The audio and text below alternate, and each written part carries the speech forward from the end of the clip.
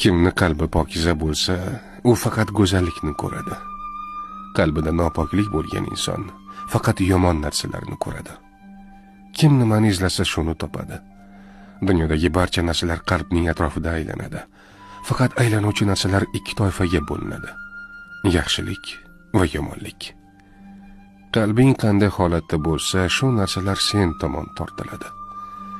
Shuning uchun donishmandlar bekorga aytishmagan: qalbini poklagan najot topadi.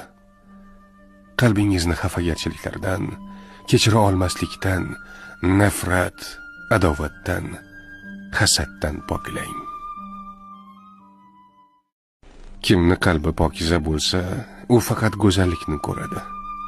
Qalbida nopoklik bo'lgan inson faqat yomon narsalarni ko'radi.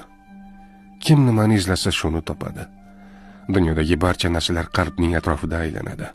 Faqat aylanuvchi narsalar ikki toifaga bo'linadi: yaxshilik va yomonlik. Qalbing qanday holatda bo'lsa, shu narsalar sen tomon tortiladi. Shuning uchun donishmandlar bekorga aytishmagan: qalbini poklagan najot topadi.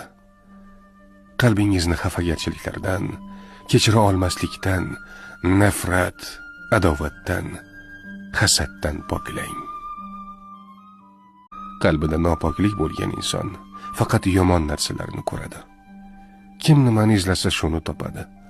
Dunyodagi barcha narsalar qalbning atrofida aylanadi. Faqat aylanuvchi narsalar ikki toifaga bo'linadi: yaxshilik va yomonlik. Qalbing qanday holatda bo'lsa, shu narsalar sen tomon tortiladi. Shuning uchun donishmandlar bekorga aytishmagan: qalbini poklagan najot topadi.